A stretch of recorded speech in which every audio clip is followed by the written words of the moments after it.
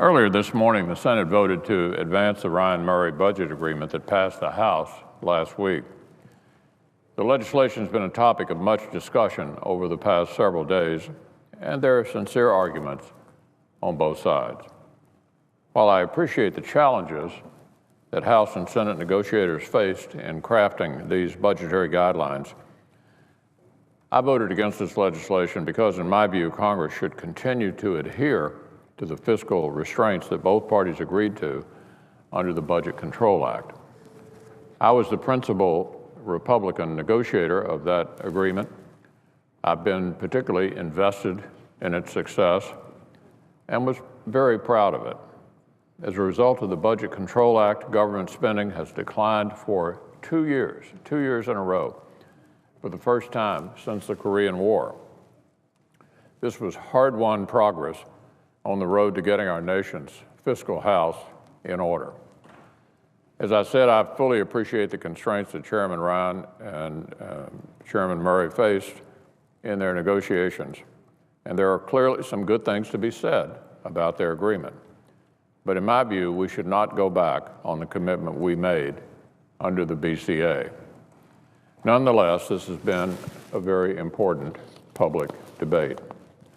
Unfortunately, our colleagues on the other side do not seem terribly interested in substantial debate on this or any other substantive issues this week, least of all Obamacare, which has been wreaking havoc on our constituents for months now, but which Democrats seem entirely uninterested in discussing.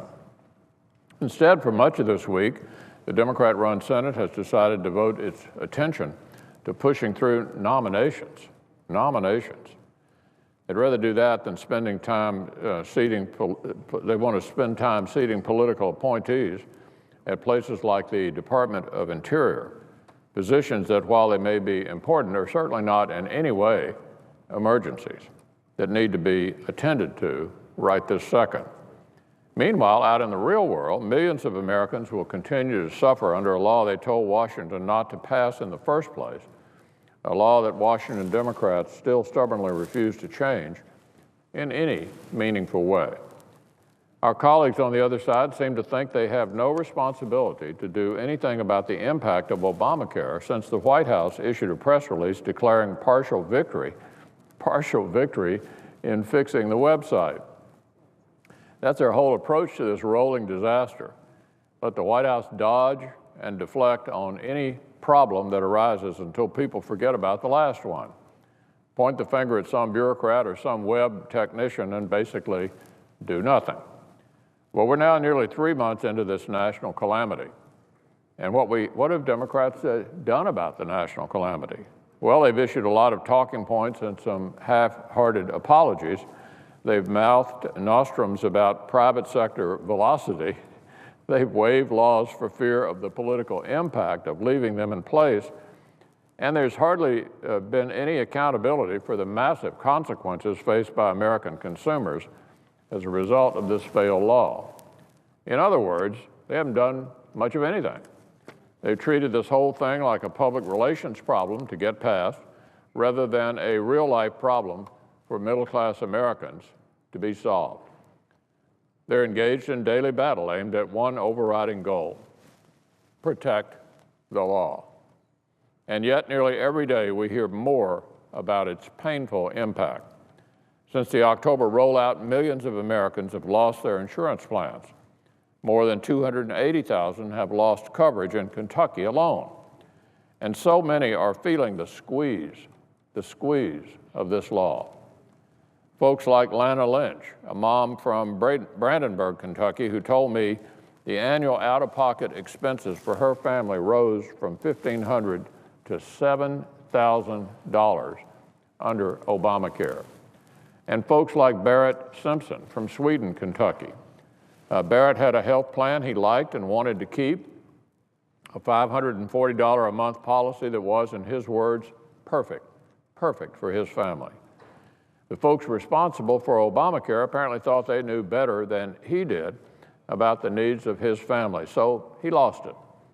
Here's what he had to say about that. My plan is being eliminated because of the ACA, Obamacare. And the cheapest, closest plan will cost us $1,400 next year. We can keep the plan until the end of next year, but we will have to pick a new one. We don't need the extra coverage for maternity, for vision, or dental, but yet we'll be forced to pay for it. And he continued, these changes are absurd.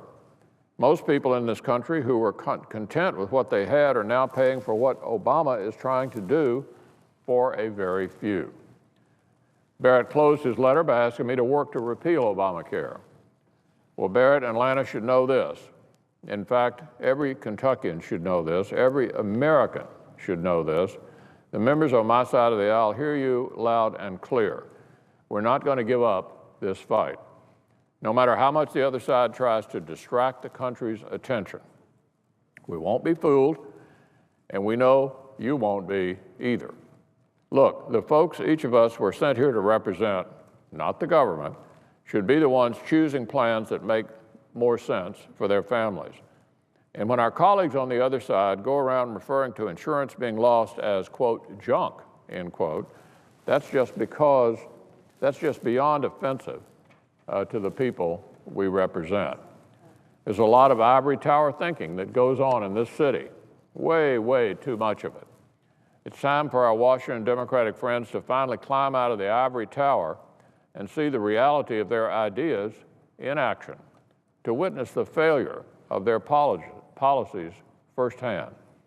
It's time for Washington Democrats to drop their refusal to change anything of substance in Obamacare, and it's time for them to listen closely to the people who sent us here in the first place.